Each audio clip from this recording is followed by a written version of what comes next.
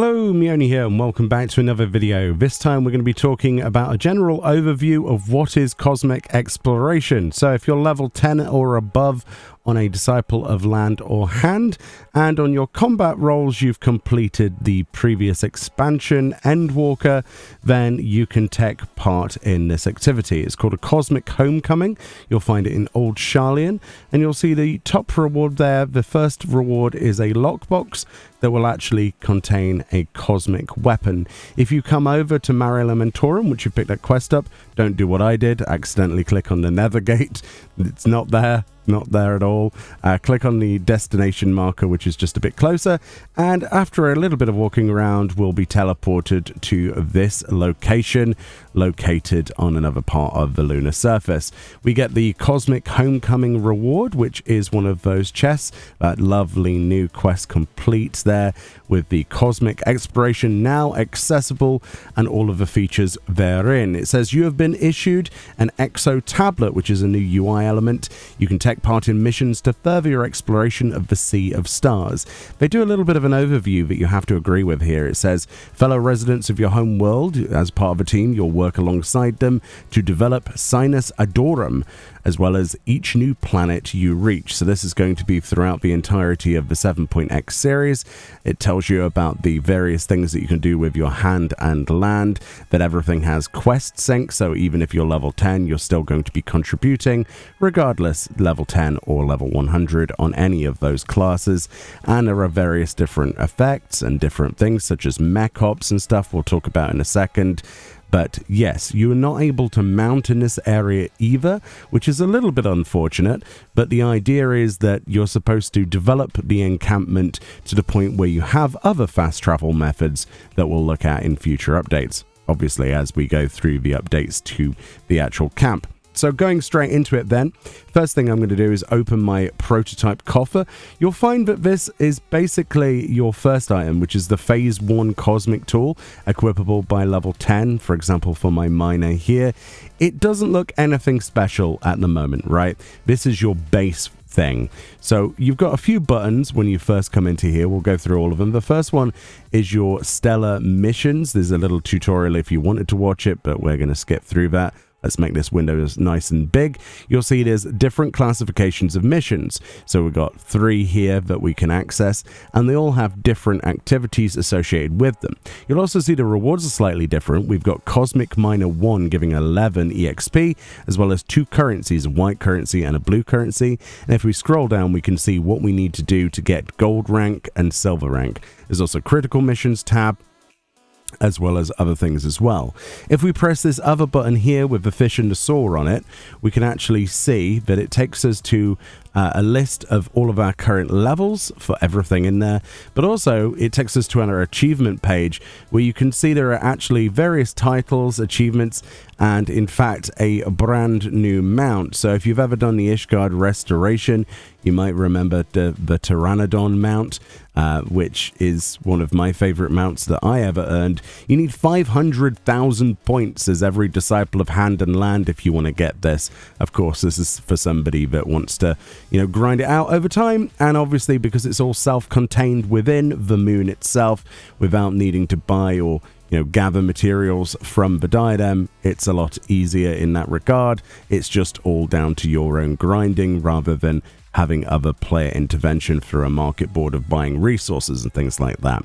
So if we hop back then, you'll see that if we go over to the Cosmic Research, they introduce via Researching Wave a way that we can upgrade these tools. So these tools are available at level 10, but of course, as they level up, your level requirement to equip them will also go up as well. So you will still be gated behind whatever level your character is. But this is the first time they've ever done a relic weapon for crafters and gatherers, a tool that is accessible from level 10, but it does scale up dramatically as we go. So of course, if we click on the Cosmic Research, you'll see there's report research data, which we can't turn that in. That's basically when you cap it out, you come back and press that to rank up to get the new weapon, as you can see. But the other option will actually allow you to get other ones. So of course you get the coffer at the start. If I wanted to get the minor one, which I've already got, it tells me I've already got that one. But we can click on the botanist, for example, and fisher, and all those other ones, every single one but we want, and then that goes straight into our inventory. Like I say, level 10, very little stats on these things, but they need to be upgraded. And of course, we're going to pick up the Fisher one as well. I want all my gatherers done first, realistically. And that's how that works. As you can see, there is no difference, really. They're level 10. Everything starts at level 10. There's also a vendor nearby if you're leveling through the game and you want to get some bits and pieces without having to leave here. You can get everything from your level 1 to 10 items all the way up to level 100 basic items. There's also another vendor to the right here. We'll look at again in a second, but as you can see, 81 to 100, all the leveling gear. There's also materials to do self-repair, such as dark matter. But on this character that I'm not going to try and pronounce on the right side, you can see there's a full set using this white currency of Star Crew. That's the Star Trek style stuff. We've also got rewards such as one of the faceware options. We've got emotes. We've got framers kit. So we got orchestrion rolls if you like the music in the zone. We've got furnishing items. And then we have the new dyes. We've got carmine red, for example, here. And a lot of these, in fact, all of them seem to cost 600 of this currency each. Now, there is a list of how many dyes they added on the patch notes, but not all of them are on the vendor, which makes me think you have to do this, which is, of course, our spinny wheel, the Cosmic Fortunes minigame. I actually fast forwarded it a bit here to spend 1,000 of my currency. This is the blue currency that you have to save up to actually take part in things like this. You can also exchange your blue currency at 1,000 at a time for tickets to take part in the mech event. So choose wisely. You get to choose between two of the wheels. So on the right side, we've got a minion. On the left side, our top prize is the Cosmo suit, which is a full set of the Cosmo suit. So I'm going to go for that. Spoilers, my RNG is absolutely unbelievably abysmal, but as you can see, we're going to spin it anyway. And yeah, my luck is, well, yeah, I hope you like fireworks if you've got my kind of luck. But we could have got the faceware. Well, no, it's not a faceware option. It's a face symbol, but we could have got metallic cobalt. So some of the metallic dyes seem to be only on the roulette wheel, at least in this phase. Whether or not that will change in the future, who knows? So let's get to the bread and butter of what you're doing here. Let's get some currency. So we start these stellar missions on that green icon. We choose a mission. What I would suggest is checking on the map where it is before actually walking over there, because these are timed, and obviously you've got different rankings, gold, silver, and bronze, and you get more rewards. You also get EXP. Bad for me showing it on a level 100 here, but you do get quite a lot of EXP for doing these things, so it is a good source of leveling for all your crafters and gatherers if they're not max level. But at max level, of course, you can use all of your usual tools such as your bountiful harvest, things like that. But essentially you go around, you hit these rocks. This is the most generic of these missions, right? You've got a time limit. It wants me to get X amount of these things, but also the timer is ticking down. If I can tick all of these off and also fulfill that specific point score, which as you can see is going up as we mine pieces, then I will get higher ranks, and it will tell you how many ranks, how many items you need to gather, or whatever the prerequisite is to get different rankings on the actual Stellar quest itself. It's fairly self-explanatory, just kind of giving you a basic example. It's a bit long-winded, I know, but yeah, I'm hitting rocks, I'm achieving something, and of course you can use your abilities. So at low level, you might not necessarily have all of the abilities at your disposal to get the most out of things, and there are also different classifications of Stellar Mission, which will be gated behind the level of your particular class. For example, if I was a level 30 miner, there is level 50 missions, right? So I wouldn't be able to do those until I gained enough EXP, leveling up, go back to the vendor, buy some gear, and then go and do it. So all the usual gathering stuff is applying here. The same can be said for the crafting side of things. Effectively, yeah, it's pretty much. And as you can see, gold star rating there. And then from the Exo tablet, the green icon is flashing again. We click that, and let's make this nice and big so you can see. And you'll see, look, the gold star requirement was 1,700. And once we reach that, we finished it basically, and you've got a time limit to hand it in. So we're going to report that. We got ourselves 35 of those blue currency and 15 of the white currency. Blue currency is obviously for your Coupo of Fortune spinning wheel thing, and the white currency is for your dies and other vendor purchase things. So it's pretty cool. We also have this button. This is for my server. Your server will be different.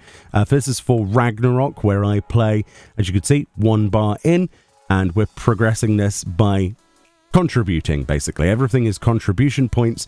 The more people do things, the quicker people do things, the quicker this bar fills. We've also got this video log, which is a really nice feature. So if you do miss out on seeing the rank ups of the zone, right, the evolution of it, you can click this button and it will give you a recap basically of each stage. So this was stage 1, which we didn't click on before, so it shows you the initial setup, right? We've got these various different garages for the mechs and things. We've got the sort of aetheryte type thing here that isn't really an aetheryte, the base. And we have this beautiful logo that flashes on screen as well, which is awesome. And some great music. But as you can see, as we progress through this, if you do work during the day and it's already ranked up, you can click that. Another button here is your actual stellar successes, which is that ribbon icon that I pressed. You'll see you've got daily activities that you can achieve, and you can get 1,000 of a blue currency per day, and you also get a lot of white currency. You also get various other contribution points for different things like completing a mech op. We also have standard ones as well, which is I don't know if these expire. They don't appear to be weekly, but you can see that they reward everything from individual EXP towards cosmic stages for different weapons, as well as a large amount of white currency and a large amount of blue currency, depending on how long you spend in here. And if you're going to go for the 500,000 points, like I probably will over time, then there we go. And you can check your points on this saw, blade, and fish icon. We've got this as well. This is your cosmic research button. Just clicking this tells you how much of that EXP from doing those quests you have achieved. So I've got 55 out of 200 here. You can overcap this, as you can see there, up to 500, and you can also preview what the next level of tool will be. For example, in this, it will go up. It also gives lunar credit bonuses after level 2 and above. So you see, level 2 weapon gives me 5% increase to currencies if I do missions completely successfully with that weapon equipped. So that's one of the perks. So it's really a trade-off. Are you going to trade off your crafted tool and lose those stats, but gain that 5, 10, 15, depending on the level of whatever the cosmic tool is, in exchange for those stats to just get more currency? That is entirely up to you, but it is a little bit of a handicap. And as you can see, we're going over here. We're going to rank up our miner to get our level 2.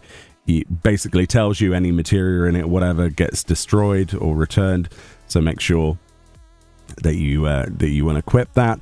And then we've got our level 2 pickaxe. As you can see, in comparison, we now have the new stat of 5% extra currency when we have this equipped, which may not be worth it, honestly, in comparison to the stats. It depends how quick you can get stuff done. It's going to be a toss-up. I would say that waiting until it says 15% on one of the upgrades is probably the sweet spot. 15% extra currency is really good, especially if you're going to go for dies or, your tickets for your mech, which are 1,000 blue or whatever. But as you can see here, let's do a Class C mission, and I'm checking the map this time before I initiate. That's what you're supposed to do. Don't do what I did earlier. And then we're going on here, and this is just another example of I'm collecting these fragments. Sometimes it will require you to do multiple different types of fragments for this basic style of mission, but it's self-explanatory. This is the most basic of missions. There are some really advanced missions that require you to be both a certain level of a crafter as well as a gatherer. So the gathering mission starts, and then it's like, hey, now you've gathered this rock, you need to go and use a goldsmith to then turn this into something else, also within that time limit. So you usually get a couple of minutes to go gather and then craft that stuff, and then there's rankings based on that. So it goes up in terms of difficulty, in terms of variation. It's not just walk up to rock and punch.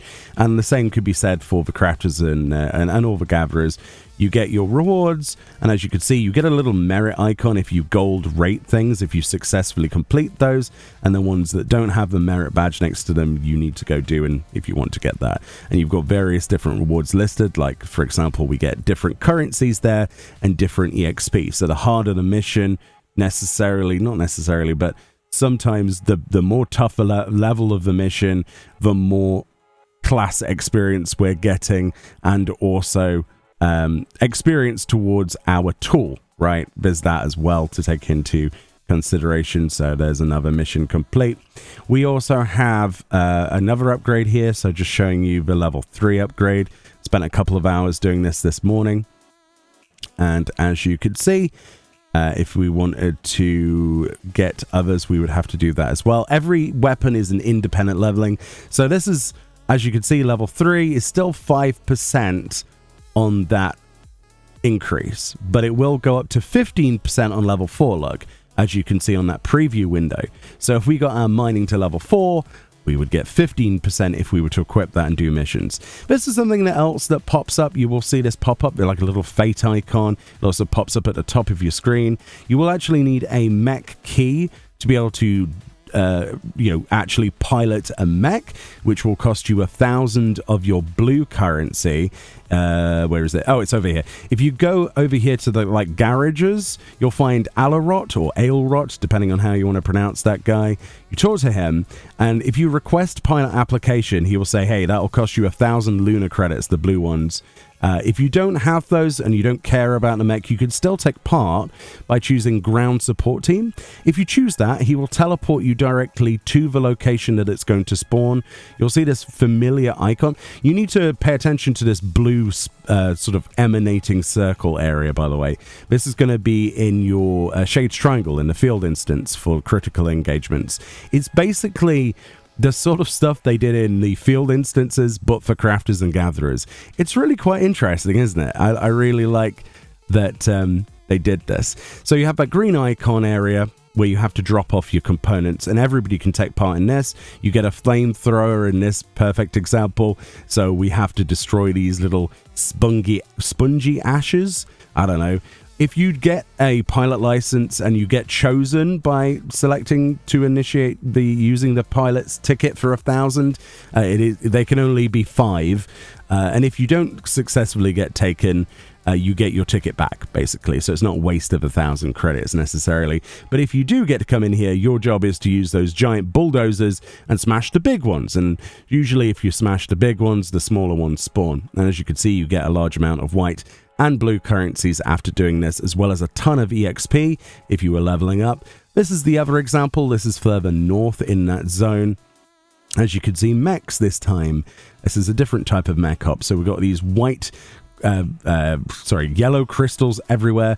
And as you can see, the mechs are going around using something similar to the Atheromatic Auger from the diadem to destroy, and use cannons as well, to destroy the big rocks. And when they destroy the big rocks, it turns them into small rocks, which the support team can use their drill, as you can see this action button here, to actually take those into small fragments. And then we take those fragments and we turn them in at yet again another reticle area, like a green area on the floor. You'll see them on the map there.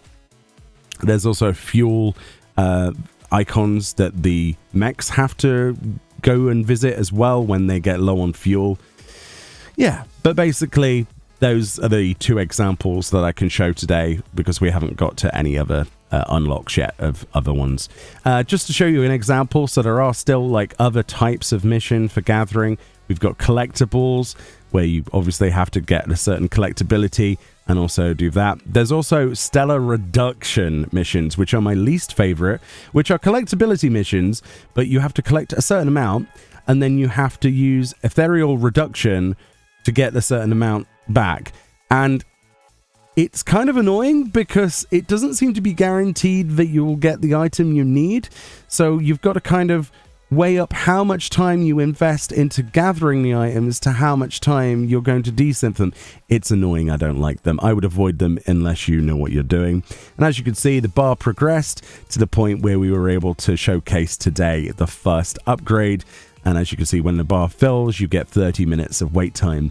There's also a little bell icon. If you click this, let's say you go and do something else in the game, you can get it to set to your local time automatically. And when the time comes, it will make a noise and tell you that the event's happening. So this is what the first rank up looked like. We had basically 40 minutes to walk around and get as much contribution as possible. As you can see, you get contribution by sucking up dust, by drilling rocks, inconvenient placed rock, finishing off tasks by hammering against a wall, welding tasks. A lot of people didn't like this in the general chat. I noticed at the time, the bit that I didn't record for obvious reasons. People didn't really enjoy their time with this. I personally didn't mind it.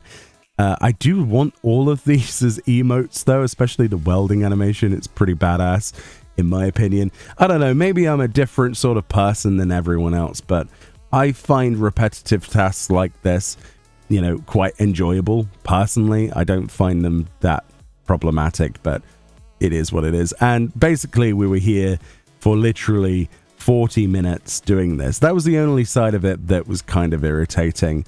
But I think based on the feedback they got from Ishgard Restoration, they decided to give people plenty of time to contribute.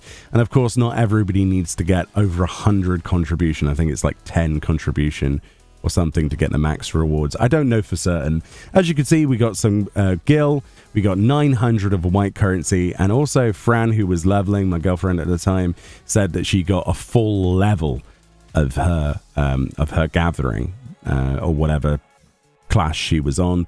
So it's much like the Ishgard Restoration when they had the Fate events. It's so fun seeing all of these people running down. But that's the basic gist of this at the moment. And as you can see, the base has been upgraded slightly. And we have a new video that we can watch to showcase the new improvements. So instead of them living in little tents and stalls, now they have proper built stalls with like space age fins on the top for some reason, and kiosks and places to sit and stand and light fittings, and it looks just generally a lot cleaner. This is very basic. This is the very start of this, and we've seen on a live letter, or at least I've seen, how far this progresses. It gets ridiculous. And if you're wondering why is it so annoying running from one side of the map to the other, that's intentional. They've deliberately not given you mount access to this because you unlock zip lines to fast travel between those areas later through this realm progression. So the idea is that it feels annoying at the start and it feels more therapeutic and more user-friendly as you progress. And yeah, honestly, overall, I like it. I know it's not everyone's cup of tea. Some of you might not like the repetition. The ranking side of things I haven't even talked about because, yeah, honestly, it doesn't interest me, but there are rankings for this. There doesn't seem to be any titles or achievements for that, though, as far as I can tell at the moment. So no Saint of the Firmament, but there is certainly still the hologram representations and buff that you get and stuff like that. But I'm working on collecting all of the bits for future videos, and it's going to take me a while. I'm trying to get all of the dies to showcase those.